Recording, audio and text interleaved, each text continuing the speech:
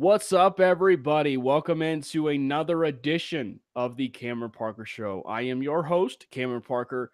I am majority of the time when I'm not doing the Cameron Parker Show, I am obviously the host over at Locked On Broncos. You could say it's a Locked On joint podcast just because of the fact that we have another Locked On contributor from the Locked On Hawkeyes, as well as a contributor with me and Cody, who's the host, co-host with me on Locked On Broncos. Andrew Wade is generous enough to hop on the Cam Parker Show again. I think the last time you were here, Andrew, for the Cam Parker Show podcast was when we did that massive episode where it was the predominantly Orange podcast, where we had Graham and we had Ty and we had Sayer and you were on board. That's, I think, the only time that I can remember where you've been on here. Absolutely. Yeah. Thank you first off for having me on here, Cameron. I really appreciate the opportunity. But yeah, I think the first time or the last time I was on here was probably around July or August. And we talked a lot about just, I think, the state of the union for the Broncos, what we were expecting for the season. I definitely gave a hot take at some point about the Broncos should be either 10-6 or 11-5.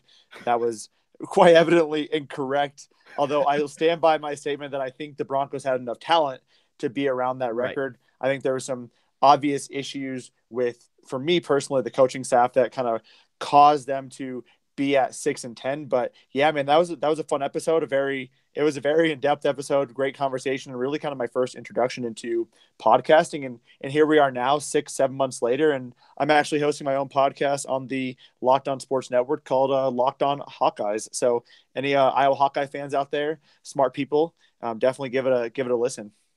I know one of them is also a Broncos contributor over at Mile High Huddle. You did a recent one, having him over with it seemed like a multifaceted podcast episodes with Nick Kendall down there with Mile High Huddle.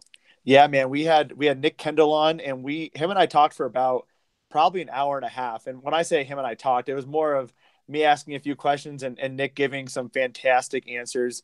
And it was to the point where, as you know, with the Locked On Network, want to keep those episodes, relatively short to an extent, want to give it kind of bite-sized content. And so with the amount of information that we got on that podcast, I've been trying to break it out over the next couple of days. We started on Wednesday with Noah Fant and Anthony Nelson. Thursday, we talked about TJ Hawkinson and Amani Hooker. Today, we talked about Keegan Render, Ross Reynolds, and Nick Easley. We have a lot more content to cover. I mean, we're only halfway through the conversation with Nick, and we'll probably be going into mid to late next week. And for me personally, it's one of those things where I loved even being a part of the conversation. So I'm excited to kind of unveil it. And I think ultimately when I'm done with the unveiling of the entire conversation, I'll probably release a few episodes that are just, the 3 episodes, 30 minutes long of all the content we gave for that, for the Locked On Hawkeyes, just because at this point, you understand how it is. You kind of we got to cover the breaking news. There's men's basketball going on. There's women's basketball going on. There's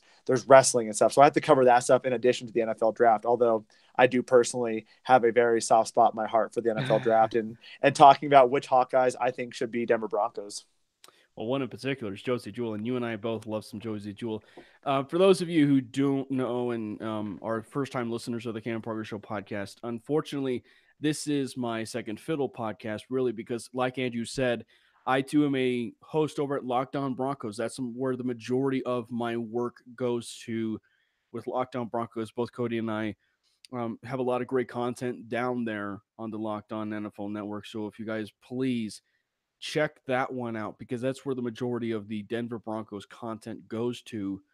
And this is just, the Cam Parker Show is just my baby. I mean, it's the one that I've, grown accustomed to with my days over at the Metro State. And it's just, I wanted to keep it going ever since then. So feel free to chime in as we talk about the Denver Broncos between Andrew and I, and just talk about the state of it. I mean, it's definitely been, I definitely, it's been a tumultuous time, Andrew, probably is the best way to say it. I mean, to go from back-to-back years of losing seasons, 3 straight years of missing the postseason, that's not ideal if you're a Denver Broncos fan. And so we're going to be talking about, in essence, should I say, the state of the franchise again. I mean, because if you look at it, the Denver Broncos went through another coaching staff.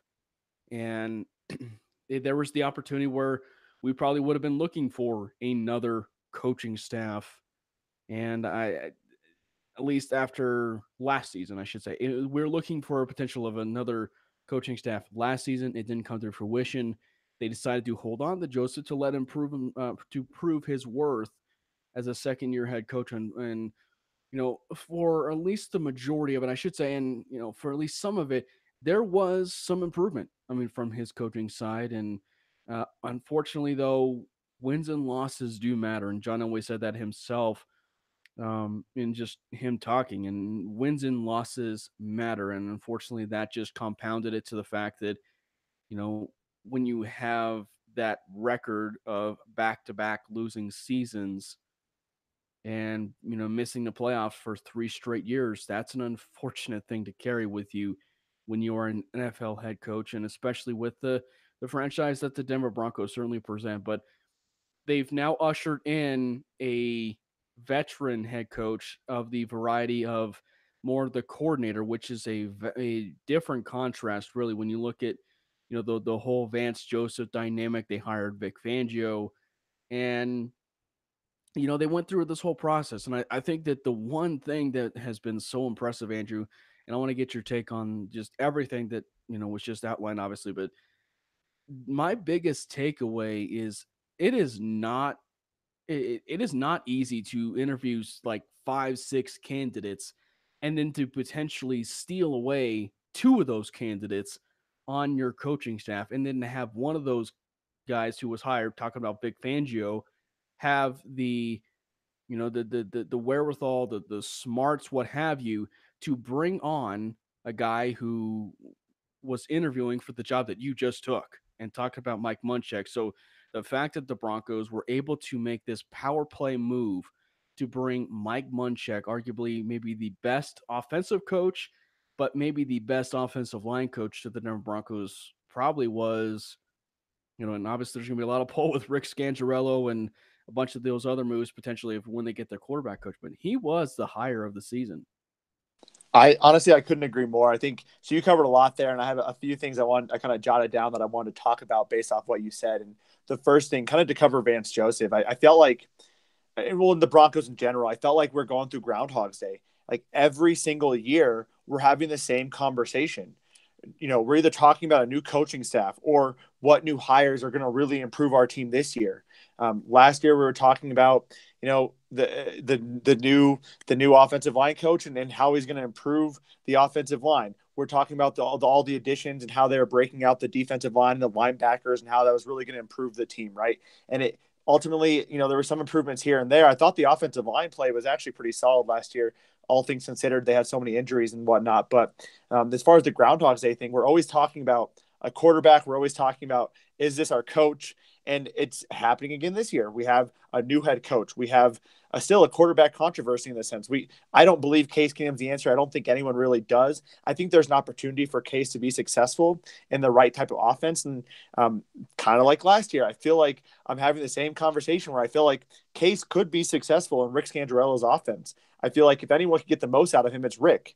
But I also felt that way about big Bill Musgrave. I thought Bill Musgrave's offense was very tailored to what Case Keenum could do. I felt like he was the type of coach who could ultimately, maneuver and flip around the offense to work within Case Keenum's strengths, and we didn't see that happening. So kind of frustrating there. I think also with Vance Joseph in general, it felt like he just didn't give any answers. They were losing these close games. They were doing these, they're making mistakes consistently, and he just never had an answer. Ooh, we had a great week of practice this week. Oh, we did fantastic throughout the week. I don't know what's going on. I want an answer. I want to know what's going on. I want to understand. Give me something. It just felt so politically correct the entire time. It was actually frustrating to hear him talk. And then finally, just making mistakes that cost a lot of games. I mean, ultimately, I feel like that's what cost Vance's job. I mean, the Broncos were a much more talented team than 6-10. I think a lot of the mistakes that Vance made cost them a few games. When you look at the Texans game, kicking that field goal at the end of the half, missing it, Texans go down, kick a field goal. They ultimately win the game by a couple points, right? So I think that, to me, those are kind of the big things with Vance. I just gave a ton of information there all at once. I think I've been bottling this up. I think this is bottling this up, Cameron, for a while, and you finally gave me the opportunity to talk about it. So yeah. I'll let you kind of chime in there. I have a few more things to talk about just in general with the new coaching staff and kind of how excited I am. But I think I talked a lot there. I was very excited about Well, this, obviously. see, that's the thing is that when you think about just overall the coaching staff, just in general, and where it was previously, I mean, that's just the unfortunate thing because there were so many frustrating aspects of the season. There were injuries that certainly, can certainly, maybe that's probably the largest argument as to why the Broncos probably should have retained Vance Joseph. And there was a lot of growth potentially with Vance Joseph and some of the decision makings, but unfortunately, there was that period where they won those two key games against the Los Angeles Chargers and the Pittsburgh Steelers, back to back. And then they went on and they lost these most in disappointing fashions, games that they really should, games and opponents potentially that they should have played better against. And that's not to say that, the teams that they potentially played are certainly maybe a better representation of themselves also. But, you know, teams like the Jets and the San Francisco 49ers, and maybe the Cleveland Browns to a certain degree, but the Cleveland Browns are not the Cleveland Browns from where they were in previous years. And the San Francisco 49ers, I mean, they should have beaten that team, obviously. And then with the New York Jets, I mean, the fact is they could not even win on the road, and they even couldn't win at home. And that was a lot of certainly the factors that certainly went into them wanting to go the route that they did, unfortunately. And it's unfortunate because you really don't want to see someone lose their job. And that's the unfortunate thing. And so while we did see growth from Vance Joseph, the unfortunate thing was the players weren't really performing the way that I'm sure the coaching staff would have wanted, but at the same time, the coaching staff probably wasn't where John Elway and then the rest of the brass probably wanted it to be. That's probably the biggest thing. I couldn't agree more. And I mean, you talked about it. You don't want to see anyone get fired. And I 100% agree. I mean, Vance Joseph, for all things considered, seems like a very nice guy. I mean, he's the kind of guy who, heck yeah, I would love to get a beer with him and talk football. And he seems like an intelligent guy that would obviously be very smart about football and be a fun guy to talk to. But he couldn't get the job done. And Denver went 5-11 and 6-10 in 2 seasons. And I think ultimately it was time for him to go. And I'm really excited about the new coaching regime. I'll be honest with you, when Vic Fangio got hired, I was cautiously optimistic. I still am cautiously optimistic. I mean, the guy's never been a head coach. It's kind of an unproven deal, but I think the big thing for me is that, as you kind of talked about the earlier before we even got on the show, is the hiring of this coaching staff says a lot about how the Broncos and John Elway feel about the previous coaching staff. They're going about it in an entirely different way. Let's look at, for example, the head coach. Vic Fangio is an outstanding defensive coordinator. Vance Joseph, for all things, all purposes considered, he was not a fantastic defensive coordinator. People, is very high on people's radars, but I believe Miami's defense, the year he got hired for the Broncos gig, was 23rd in the league. They also had Ndamukong Suh and a few other fantastic players on that team. So not exactly an outstanding defense. He was brought on as a leader of men per se, and that wasn't, that ultimately didn't come into any success. And so bringing in Vic Fangio it obviously is a replication or an identification that we had issues with bringing in Vance Joseph. We want someone who's strong on one side of the ball, and that's something that John Elway made very clear. And I think hiring the Rick Scangarello, that's a huge hire for the, sorry, I was going to say Iowa, but for the Broncos. Sorry, very much in my Hawkeye mode, but that's a huge hire for the Broncos because John Elway, for as much as I love John Elway, he's a very traditional guy. And I think he typically goes about things in a very traditional way. And the I'm going to butcher this name, but Rick Scangarello hire is very much against the grain for him. He's admitting almost that he wants to go to a new age type of offense. He wants to be up tempo. He wants to be creative. He wants that Sean McVay type of offense. And I think I'm really proud of Elway for, he obviously wanted to bring back Kubiak, and Kubiak wanted to bring back some of his guys from his old boys club, and Rick Dennison, and Elway basically vetoed that from what it sounds like. And I'm really excited about that. To me, it signals an entirely new change in direction. Elway's learned his mistakes. He's learned from his mistakes, and he knows what needs to happen to do better. And he's making obvious changes to me. And so I'm really excited about in general, this coaching staff. Yeah, I think that's one of the more, I guess, underrated stories because I mean, obviously with the coaching staff and the Gary Kubiak news is huge because there was really only one sounding board for John Elway in the years when Gary Kubiak has been with him, and that's been Gary Kubiak. But at the same time, Gary Kubiak also had to change too. And if it was in fact true, and if it is true that Gary Kubiak wanted to bring back some of his, coaching staff members and potentially, bring back Rick Dennison and Brian Periani and, bring the old gang back together, um, that's all fun and well and good. Don't get me wrong. Don't get me wrong. But you have to change with the times. You cannot just stick in the past and hope that's going to still get you by.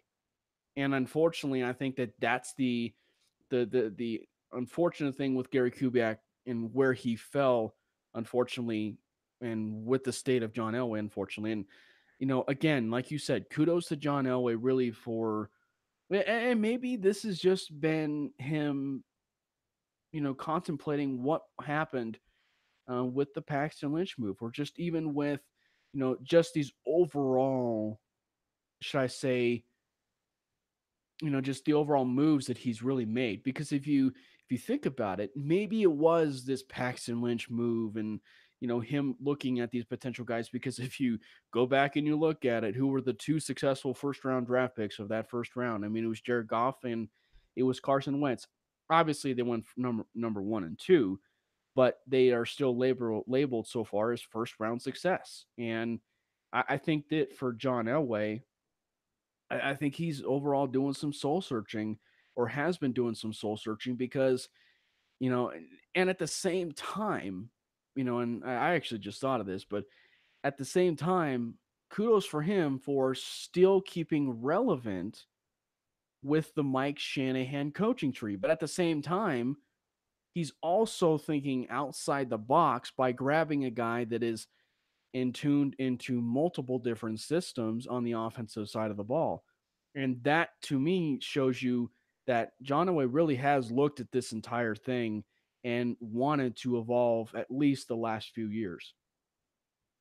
Yeah, I mean, I couldn't agree more with that. I mean, I'm looking at the stats right now, and honestly, the fact of bringing back Kubiak as an offensive advisor even is honestly kind of laughable to me in general. I mean, I think, as you said, Kubiak has Elway's ear. He's one of the few guys Elway's trust with his whole heart. I mean, he will. I feel like Kubiak's the one guy who can actually stand up to Elway, who can tell Elway how he feels, and Elway isn't going to be like, "You're gone, you're done." That's the kind of guy Elway is, in my personal Well, opinion. I on the mean, other hand, right? yeah, Yeah, because he sent him to the wayside. yeah, exactly. And he finally said bye.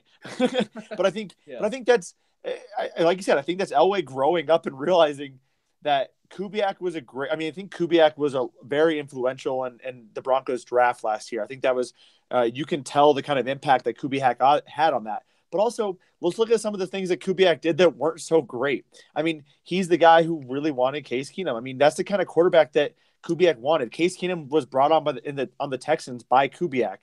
Kubiak believed in Trevor Siemian. He likes those type of quarterbacks who really, let's be honest, are kind of like Gary Kubiak when he was a quarterback. Smaller, good intangibles to an extent, but just physically limited.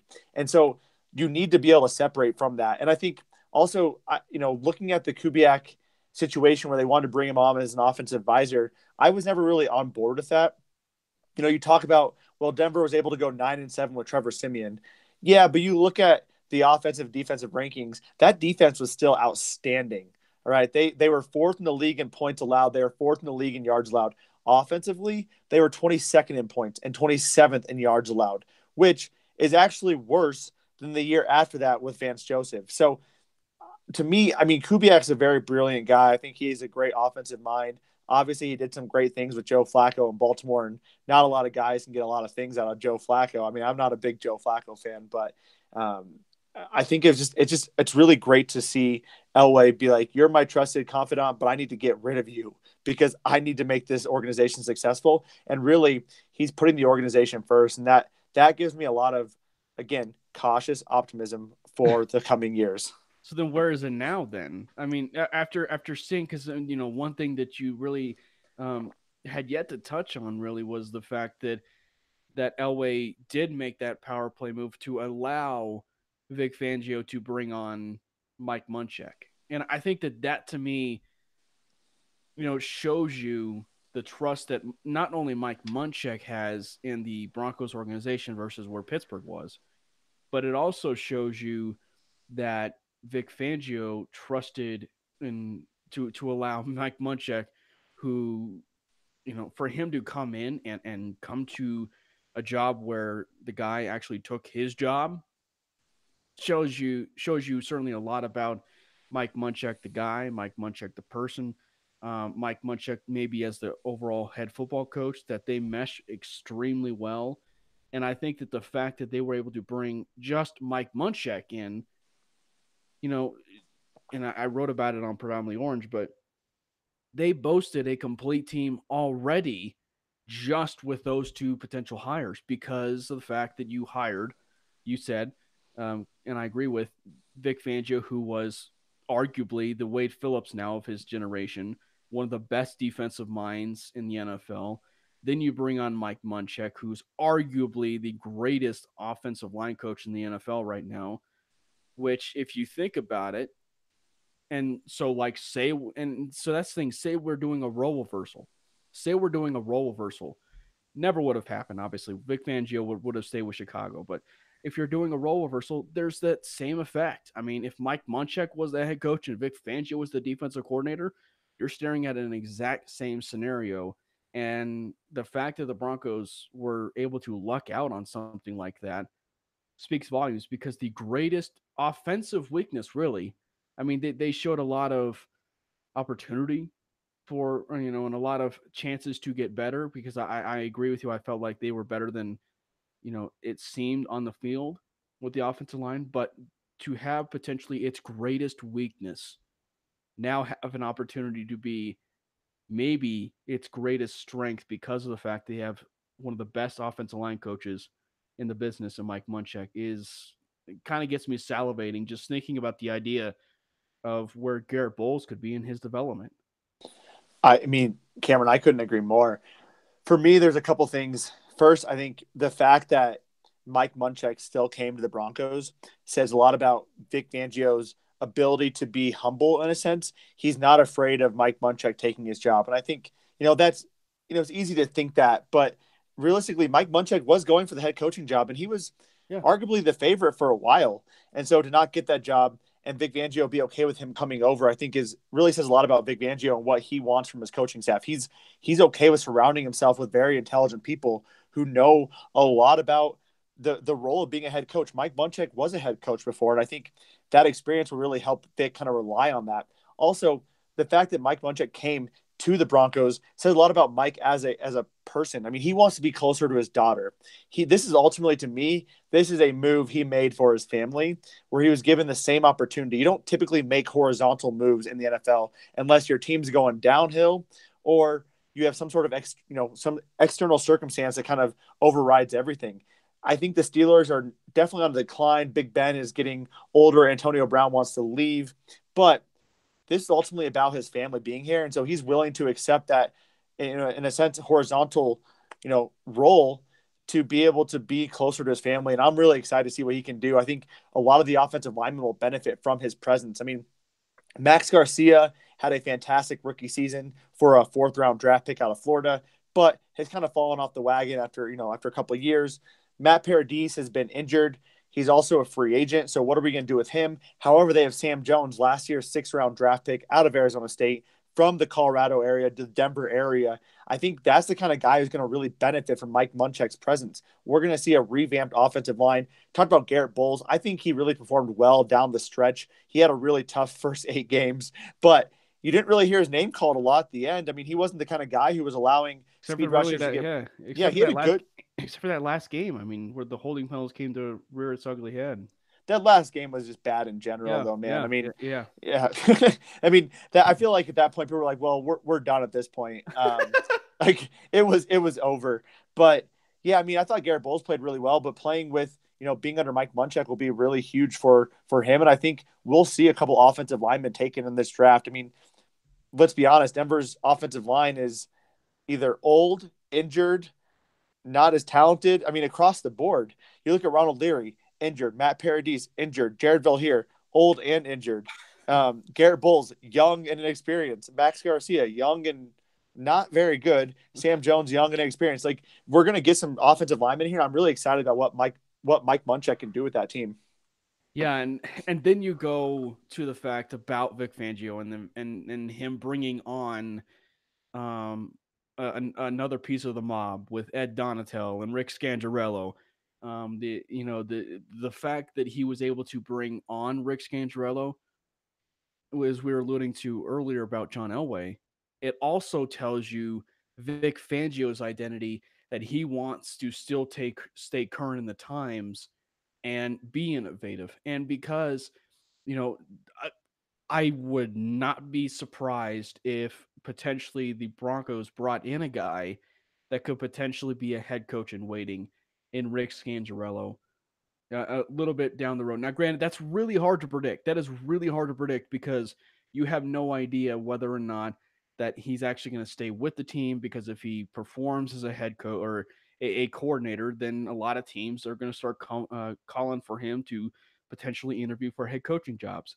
So that's really hard to predict. But I think that Rick Scangarello has an opportunity to be a head coach in waiting because of the age gap between the two, and potentially him being the opportunity for being that type of head coach with the Denver Broncos. But Vic Fangio bringing on Rick Scangarello and him now obviously working with him, I think also shows you that Fangio learned something of having Matt Nagy in Chicago. And we all know that Matt Nagy has AFC West ties with the Kansas City Chiefs, and him being innovative with the Alex Smith offense, and in essence, maybe the offense that they have now, but with more of a souped up superhero quarterback in Patrick Mahomes.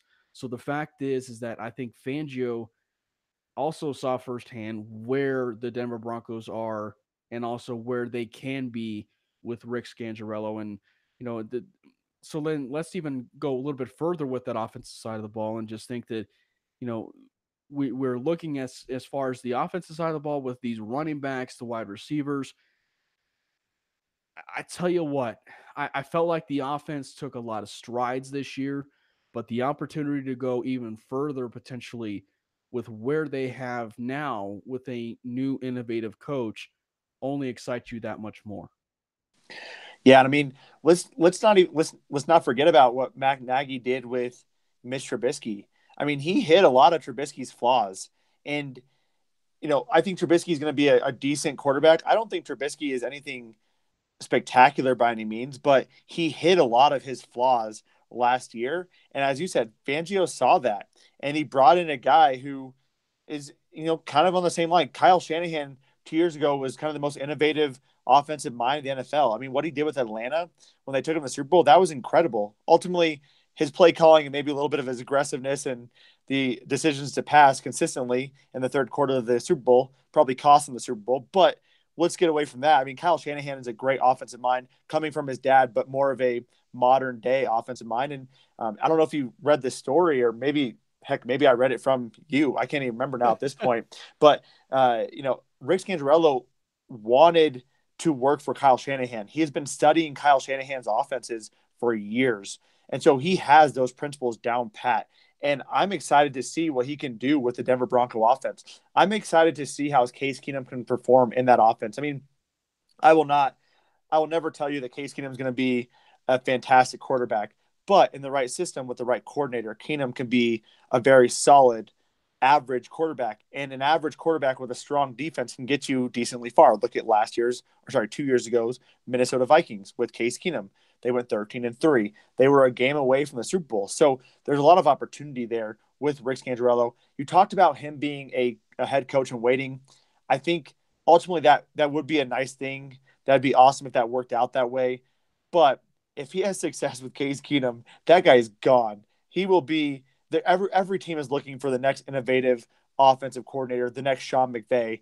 If Rick Scangarello has success with Case Keenum, or if we draft Drew Lock, if he has success with Drew Lock, because Drew Lock for all of his strengths, has a ton of flaws. In a normal draft with strong top tier talent at quarterback, I don't think Drew Lock is considered a top 10 pick. And if he has success with either of those guys, that guy's gone, unfortunately. But I'd rather have it that way than, 2 years from now, Yeah. Vic's fired, Rick's fired, we're still without a quarterback, and John Elway's probably gone at that point too. So either way, I mean, we'll either figure out what's going on, or we'll have a fantastic team with a future quarterback.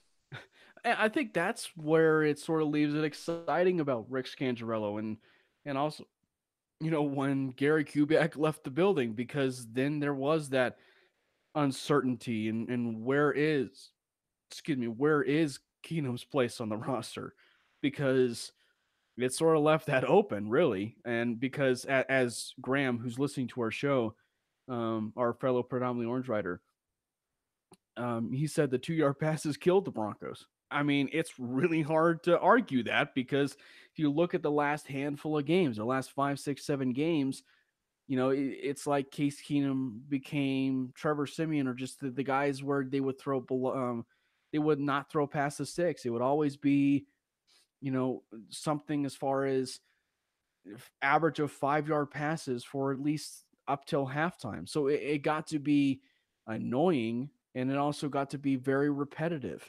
And I think that for the Broncos, I think ultimately they are looking for their quarterback this year. I don't think that they will wait until 2020 or 2021 when they draft my guy AJ Martinez, Andrew, from Nebraska. I don't think that Dear God, no, no, hey, just stop. hey, he almost beat Iowa this year, okay? I don't care. No. Anyway, I can't wait. I can't wait that long. I can't wait that long. And so, and even for the standpoint, just as far as the logic is concerned, you can't honestly wait 2 years to find your quarterback. I mean, yes, it certainly worked out like 20, 30 years for the Cleveland Browns, but I mean, no one in their right mind probably wants to go down that Cleveland Browns route again. And I think that just overall, though, if you are looking at potentially getting your quarterback this year, then you might as well take advantage of it, because there could be teams that are looking down the road and could potentially even go that route as far as waiting that long. But if there are, and if there is that chance, then absolutely you have to take advantage of it. And also mixed in with the fact that Elway did come out and say publicly that Case Keenum is a short-term fix. So I think that you know it's important to understand that Elway probably did do some self-reflecting again for him to start throwing out those potential statements like Case Keenum is a short-term fix. Yeah, and I mean, we talked about, I agree. It would be great to say, hey, let's wait till 2020 and we're guaranteed to get Tua or Jake Fromm or, whoever it may be, right? Like, it'd be fantastic to guarantee our opportunity to get one of those guys. That being said, you're right. We can't wait another year. And I think ultimately the one thing I take solace in knowing is that no matter what, Drew Lock is not Paxton Lynch. Yeah, This guy is at least excited to be a football player. He works hard. Yes, he has issues, but he's those willing to issues work are, it. yeah, he's willing to work on them. It's fixable. He wants to be a Bronco. And, I was really excited when the Broncos took Paxton Lynch. I'll openly admit it. I remember I was at a bar eating pizza with a coworker. I saw the pick and I was like, heck yes, this is awesome. Yeah, And I was excited. But I will openly admit as well, I wasn't involved or as involved in, especially with draft Twitter and, listening to some of the other really fantastic folks who cover the draft. I mean, I'm thinking of the Locked On NFL Draft with John Ledyard and Trevor Sikkema, right. Bleacher Report's college and NFL kind of draft show with Matt Miller.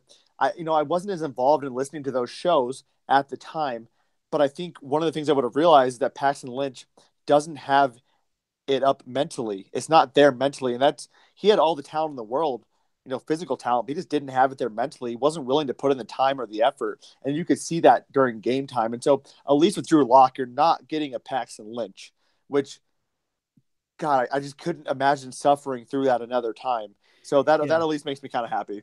And also shout out to Graham real quick that he's on, listening and Yeah, hearing the podcast. absolutely. Philip Prom, the Orange writer, and yeah. So thanks, Grant, for listening to it. And I think that the interesting thing the interesting thing for me with the whole Paxton Lynch thing is, unfortunately, it just happened that way. And I think that everybody in Broncos country knew Paxton Lynch was going to end up being the guy. And it's really interesting you say that too, because in all honesty, I was actually texting Sayer this. It really seems like, as far as homework and the amount of homework that's been done on Drew Lock, it seems like they are doing the same amount of homework on Drew Lock that they've done in Paxton Lynch. That's what it seems like to me. Not saying that they're Paxton Lynch, reincarnated with Drew Lock, but I'm just saying it seems like the Denver Broncos are spending so much time with Drew Lock. I mean, I was actually asking Sayer. It seems like they went to, from what I heard from Sayers, that they went to 4 games of Drew Lock this year, and also that there, I think they went to the bowl game for Drew Lock. Obviously, they were probably watching his hand and feet, and everywhere he moved, they probably didn't scout him going to the bathroom, but I'm guarantee you that they were probably waiting hand and foot, seeing him play quarterback at the Senior Bowl in those practices, and then they'll watch him hand and foot when they play the Senior Bowl on Saturday. So I think that the important thing, though, for Broncos fans, though, is still get excited about Drew Lock. And also, by the way, even the Jay Cutler comparisons, you had actually a really good thread um, Thanks, man. talking about Jay Cutler.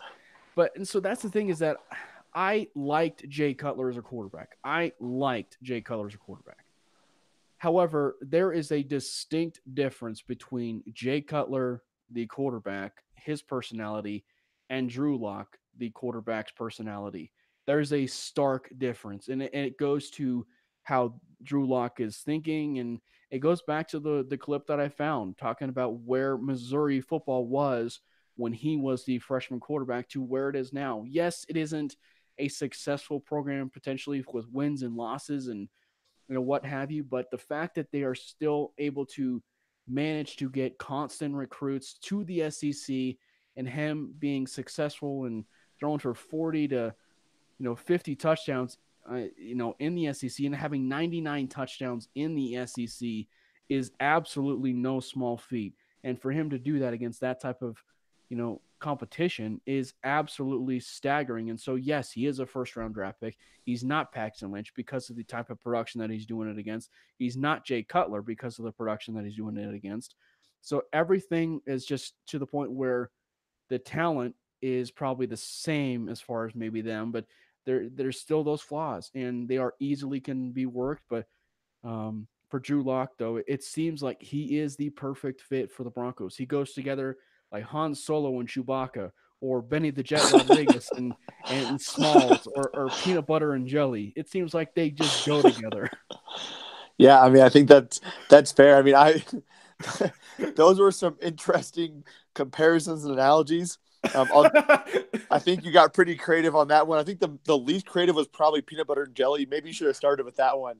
But yeah, I mean, I'm starting to come around a little bit on the Drew Lock stuff, and a couple reasons. First, I think the personality you said is it's different than what you had in a Paxton Lynch. The production is different than what you had in Jay Cutler. I just looked up his stats right now. Jay Cutler against SEC competition, granted, with an even worse Vanderbilt team. I mean, Vanderbilt sucked when Jay Cutler was there, and they're still not very good for whatever it's worth. But he threw 59 touchdowns total in 4 years. All right. Drew Lock almost got that number in one season. Granted, offenses are different now than they were in 2005, but still, I mean, it kind of speaks for itself. So I'm coming around a little bit on it more. I think also having Rick Scangarello there, to me, seeing what he did with CJ Beathard and Nick Mullins, and say whatever you want about CJ Beathard, I wasn't a big fan of him as an Iowa Hawkeye quarterback. I thought he did some good things. He had good leadership abilities, and he was injured for his senior year, but he also just struggled. I mean, he just wasn't that effective in that offense. And granted, not a lot of people can be effective in an Iowa offense as a quarterback. I get it. But still, I mean, he came in the NFL and still put up some decent numbers. He had a few 400-yard games. I mean, doing pretty good stuff for a third-round quarterback who wasn't expected to amount to much. And then you talk about Nick Mullins, undrafted, not on anyone's radar, and, put together a pretty solid season to the point where people are saying, should the Broncos trade for him? Which, for the record, no, they should not. But I think just like kind of what he did with those guys, I'd be really excited to see how he could work with Drew Lock and improve on some of those flaws he has, especially throwing off his back foot, not setting his base, that kind of stuff. Yeah, and I think too, just the exciting thing, I guess, of the opportunity that we can potentially get a quarterback, I think is just leaves that excitement, for Broncos country. But the important thing to also understand is that if they don't get a quarterback, um, it's not the end of the world, really. I mean, it would it would be great if they did get the quarterback, and I think it is that year where they do get the quarterback. But there are still so many pressing needs on this team, and that's unfortunately where it happens with that, because when you have a losing record the way that you did the last handful of seasons and you missed the playoffs for 3 straight seasons, everything's on the table. And unfortunately, players will lose their jobs. And I mean, we talked about, we don't want to see coaches lose their jobs. Well, it goes the same thing for players. We don't want to see players lose their job. And that's the unfortunate thing. And so we'll see. But I just get this sense, whether it's so let's talk about free agency for a second, because we're talking about the quarterback. There is that chance where the Denver Broncos could dive into the free agent pool and get some quarterbacks potentially from there. But I don't see it personally, because the free agent quarterback pool, it just screams to me just one quarterback in that pool that I want, and that's Teddy Bridgewater.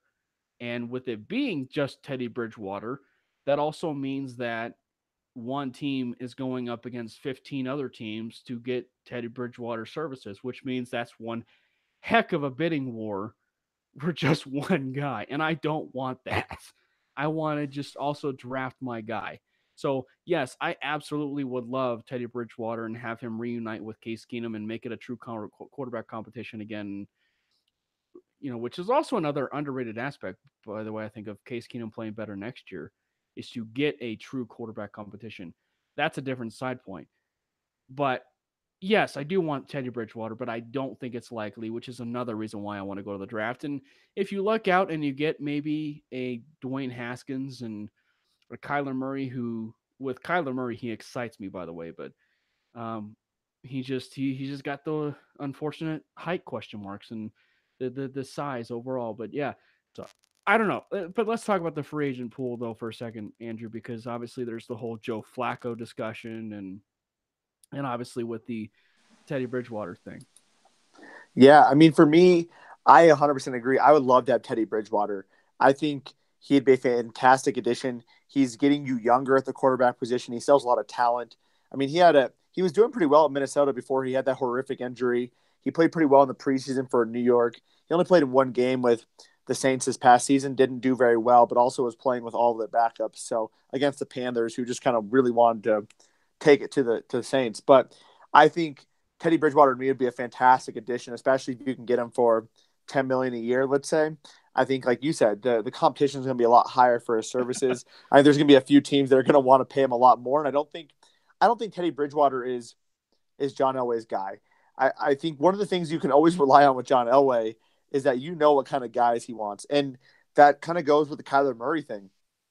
I think Kyler Murray could be a fantastic NFL quarterback. If nothing else, he's very athletic. And if we've seen anything with Lamar Jackson, who isn't as good of a thrower, but can win games with his legs, he can be dangerous with his legs. And I think Kyler Murray is the same, kind of in the same boat. He can be very dangerous with his legs. I think he's He more might of be an, more. I'd say he's more explosive. yeah, and he's more of an advanced thrower, in my opinion, too, than Lamar Oh, yeah. Jackson.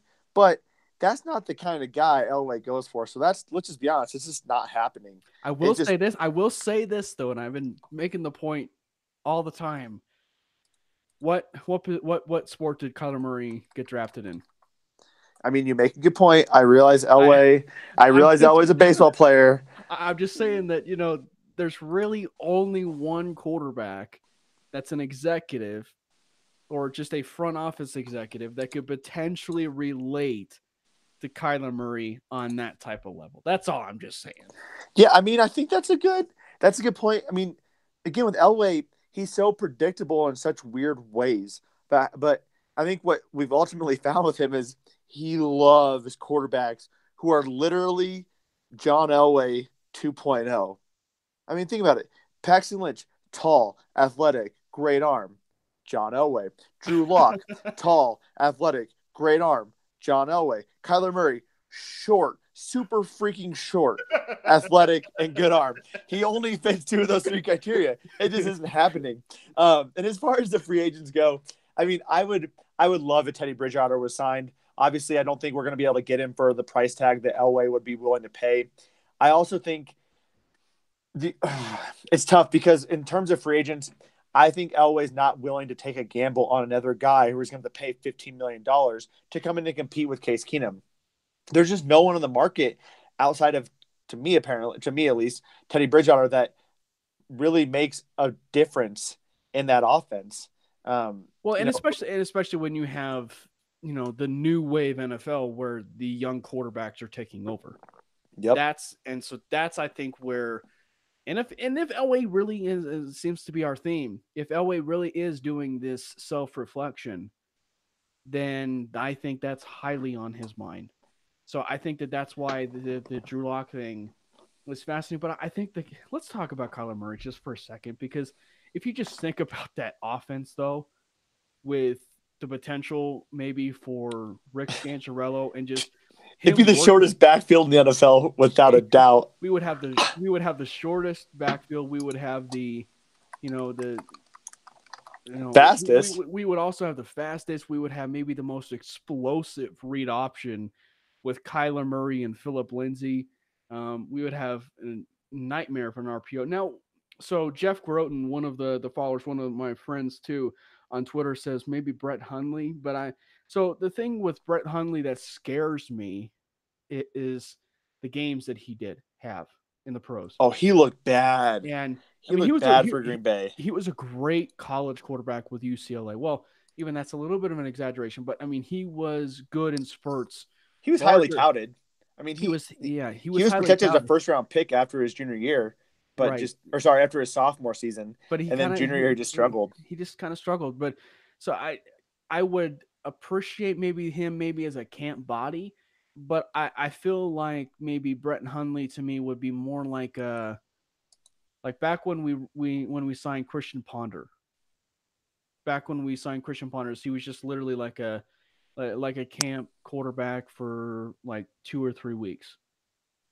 And so I think that's I mean, I think he's still a talented quarterback, talking about Brett Hundley, but you just don't know with some of the games that he did have against or in Green Bay that might be enough to be a turnoff a little bit. So that's just my.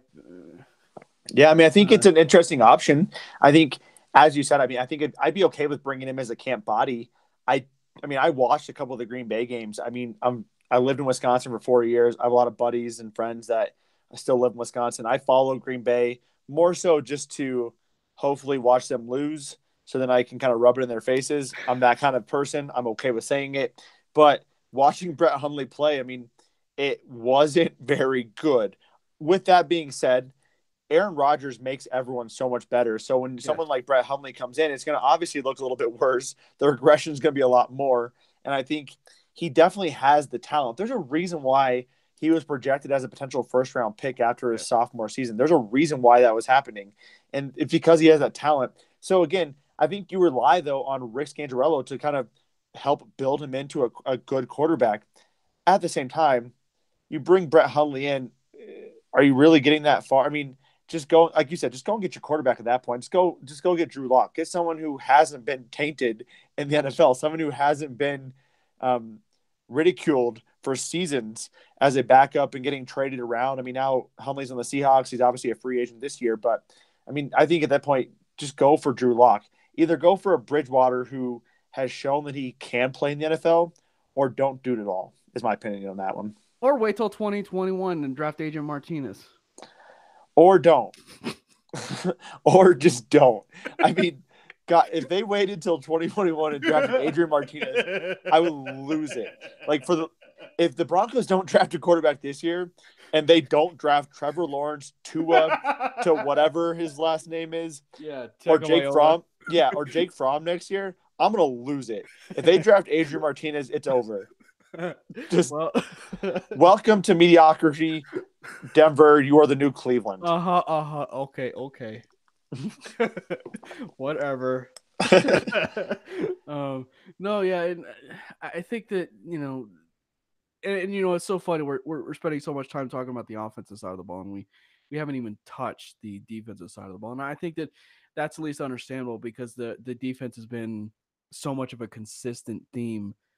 It's regressed. I will say that it has regressed, but it isn't really to the point where you're looking at it and you're just saying, we need to cut 5, 6, 7 guys, sort of like maybe what we might see on the offensive side of the ball, more so probably. But the defense certainly has regressed. I mean, don't quote me on that one, but I mean, it has statistically. yeah, I mean, they were not as good of a unit last year as they were in the previous seasons. I mean, you can keep talking. I'll kind of pull up the.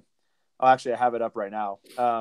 Defensively, so in 2017 under Vance Joseph, the Broncos were third in the league in yards allowed, 22nd in points, and a lot of that points was more about Simeon throwing interceptions on the 10-yard line and kind of putting the defense in the bad position. Last year, they were 13th in points and 22nd in yards allowed. This is not the same defense as a unit, but I think they have a ton of talent. Individually, there's a ton of talent there, and that's why I'm really excited about Vic Fangio. I mean, Ed Donatello, he's he's a guy. Donatello, He's Donatello. he's Is it great. what is this TMNT? Yeah, I mean, Donatello. I wish. I mean, he's a guy filling space. I think he'll be a great defensive coordinator, but there's going to be a lot of Vic Fangio influences there. So, and I think that there's going to be an opportunity for the defense to rebound, especially when you have two dominant pass rushers like Bradley Chubb and, obviously Von Miller. I think the defensive line is very stout. As long as Derek Wolfe can stay healthy, Adam Gotsis, and then, if we can bring D'Amato Pecco back, I think that'll be huge. Getting a defensive tackle in the third or fourth round this year, keeping Pecco, I think that defensive line could be very stout. What's your priorities right now? Like, I mean, as you and I were kind of touching a little bit on Yeah. what's your priorities? I mean, so like Going into free agency or yeah, just like like in general? just in general, because I mean, like I feel like they should re-sign Chris Harris for one. Mm-hmm. That's probably the number one priority. They should re-sign Matt Paradis.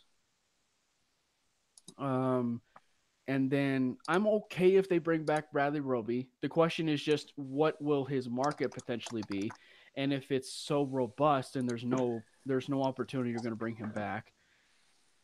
Jeff Hireman, he's Big Ten, you know that, Yep. but at the same time, I loved what he did though in his I limited I time. I liked what he did, and I sort of compared it in some ways to Julius Thomas because I'm not, and so like I wasn't really saying that they were the same type of talent, but as far as scenario and the lack of tape, and potentially the fact that Jeff Hireman is a much better tight end than people give him credit for, Absolutely. I think that there's still that cause for happiness for me, not a cause for concern, but a cause for happiness because he did show up in those small spurts. So do I want to bring him back? Absolutely. I However, think you get him for pretty cheap though. however though, Mr. Iowa Hawkeye Andrew Wade, I would be more happy with drafting TJ Hawkinson and a lot of these guys in the draft because of how deep that tight end class is. I mean, if I have the opportunity to get, say, Noah Fant in the first round, or maybe even into the second round, depending on how it all falls, or to get TJ Hawkinson, now granted, you can slam me, attack me, whatever, Andrew. It's up to you. I feel like I would much rather have TJ Hawkinson than Noah Fant. Yeah, I mean, I don't disagree with that at all. Okay. I mean, I love Noah Fant. I think he's a playmaker. I just personally value someone who can be more of a inline blocker and a threat.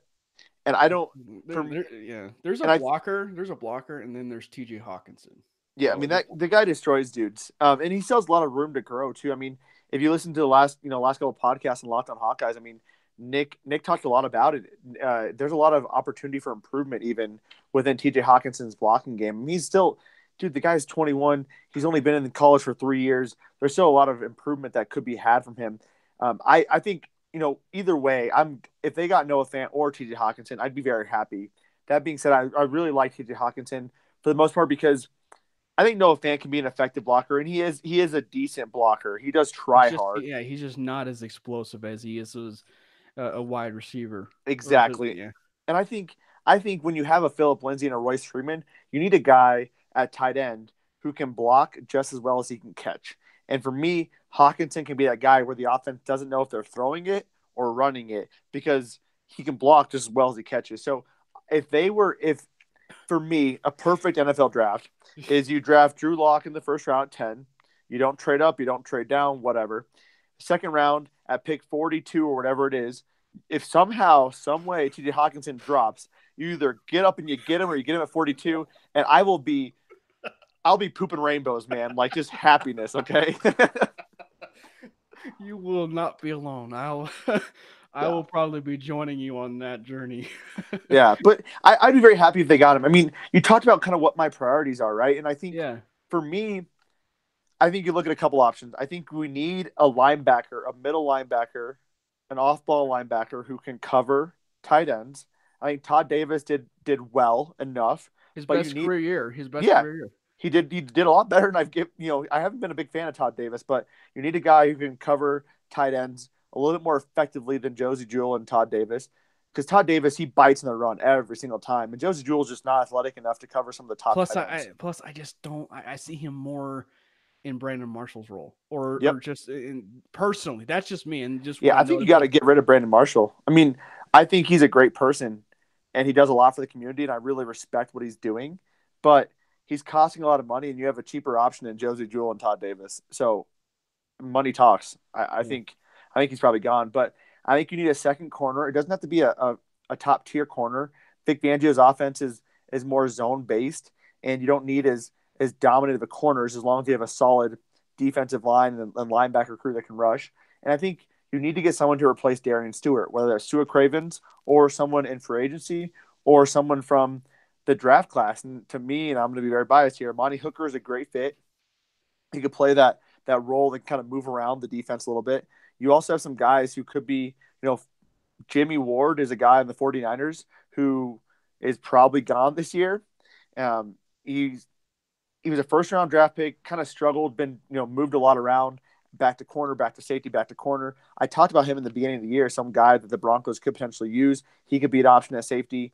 On the line, I think you need a right tackle. You need to find a right tackle. Jared Bell here is not going to hold up again. He's been injured the last couple of years. You need a right tackle, and then ultimately, I think you do need a wide receiver. I think you do need someone else. If you get rid of Emmanuel Sanders, you need a wide receiver. Stanley Morgan.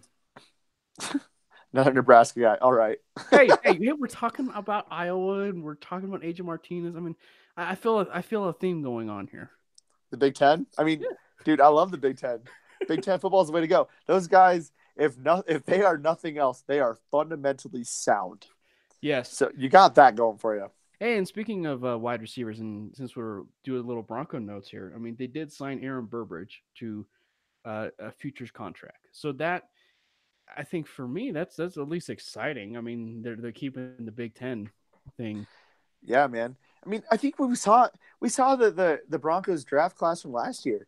They did a great job of identifying the type of players they want. They want starters of multiple years. They want captains of their team. They want production, and they did a fantastic job with that.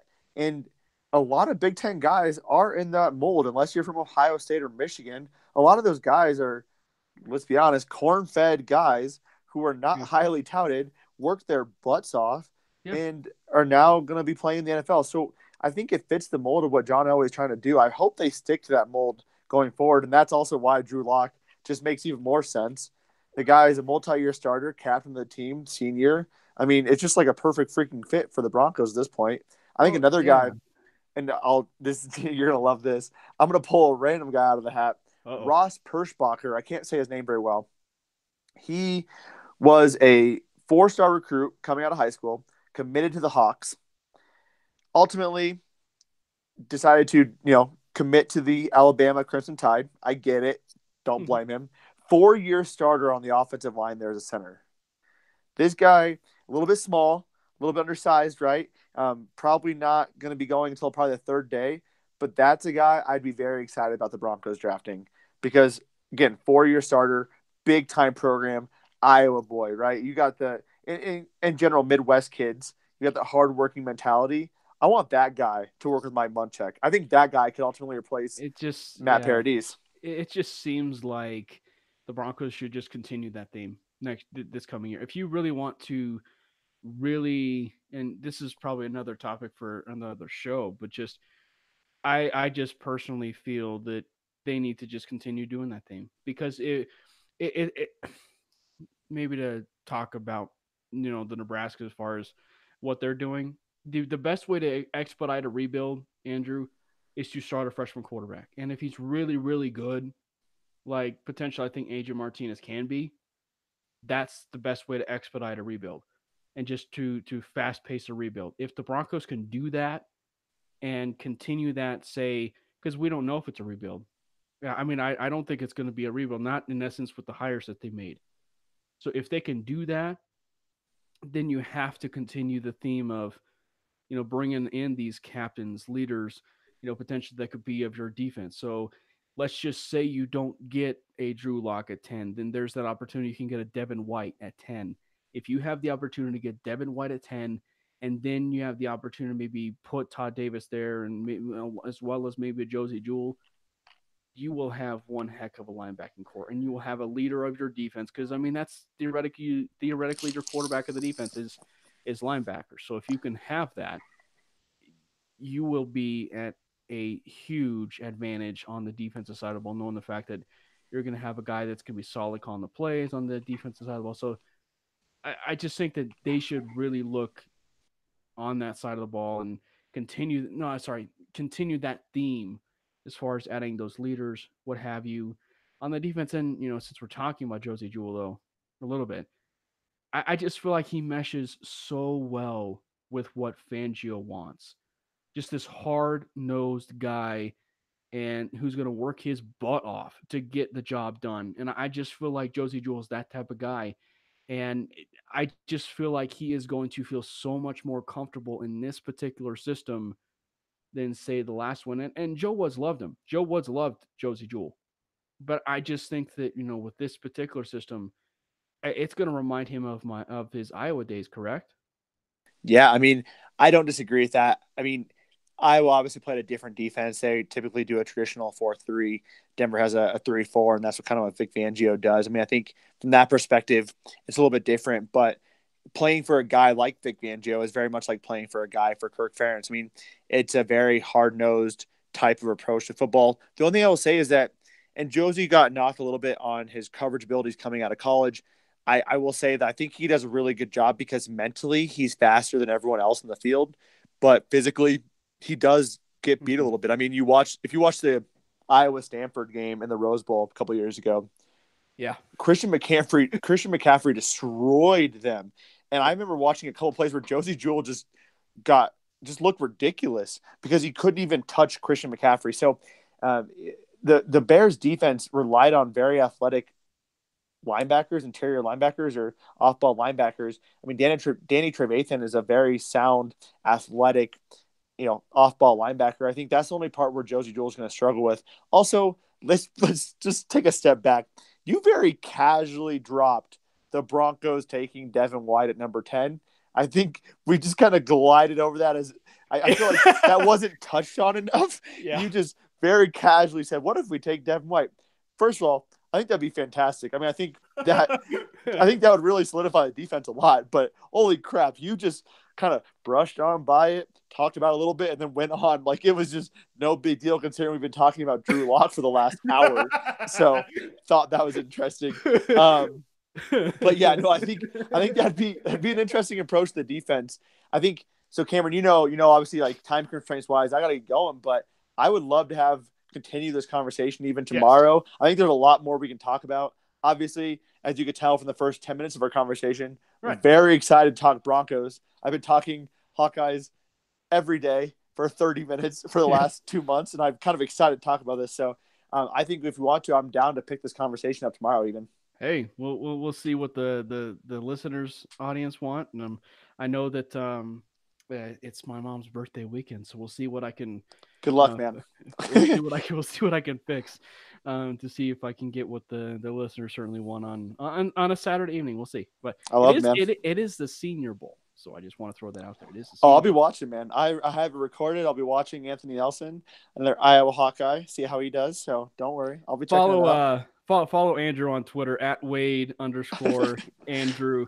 I was gonna say at Wade Wilson, but it's the wrong Twitter handle, and I think it's Yeah. Ryan Reynolds. It's sort of at his Fair. own Twitter handle. Yeah. But yeah, so this has been another edition of the Cameron Parker Show podcast, and thank you guys very much for tuning into it. We will see if we can bring this one into you, maybe tomorrow or maybe Sunday afternoon, what have you, with Andrew and I. Bring back this conversation. It was a great one. Yeah, man, I enjoyed it. I appreciate you having me on. Obviously, love talking about the Broncos. Have a lot more to say, I think. I mean, I think I could honestly go on for another couple hours. I think that's why we probably got to get going at this point. Right. Otherwise, got to hang out the wife at some point. So, well, and you and I are so used to those 30-minute podcasts, 30-minute podcasts with the Locked On Network. And so please go check out Andrew Wade over at the Locked On Hawkeyes, Twitter at Locked On Hawkeyes, and then as well as at Locked On Broncos for myself. Cody, the content that we provide there, as well as at Locked On NFL Net. And if you guys want to follow the Cameron Parker Show handle, where I tweet in third person, at Cameron Parker PO, that's my main one. And then at CP_show for that Twitter handle. So thank you guys very much for tuning in to another edition of the Cameron Parker Show podcast.